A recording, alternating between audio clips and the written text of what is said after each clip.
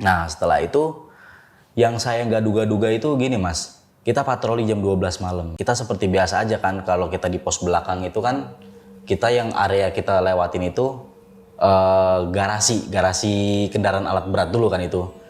Baru kita ke depan gitu. Nah saya lagi jalan itu awalnya tuh biasa aja mas, nggak ada perasaan apa-apa gitu kayak biasalah. Setelah kejadian itu kan akhirnya saya jalan seperti biasa. Nah sampai di ujung garasi itu kan harusnya kan kita belok ke kiri, masuk ke gudang, keluar akhirnya ke depan. Nah di arah sebelah kanan itu ada pintu merah. Nah Pintu merah? pintu merah. Jadi itu semacam kalau bisa dikatakan kalau yang lama-lama bilang itu pintu insidious. Jangan macam-macam dengan pintu itu. Jadi ini pintunya merah mas.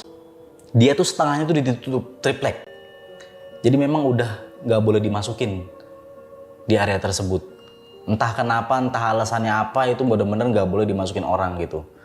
Nah disitulah saya kedapatan ada salah satu nenek-nenek pakai baju kebaya merah.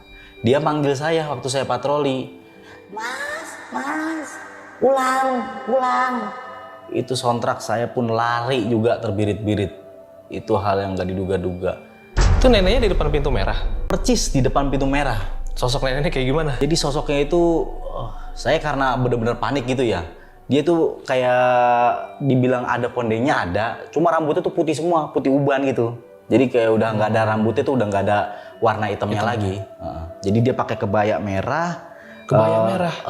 Kebaya merah. Nah dia pakai bawahannya itu rok batik tapi warnanya merah juga mas. Serem banget ya? Itu benar-benar nggak diduga-duga sih itu saya sampai berpikir lagi, aduh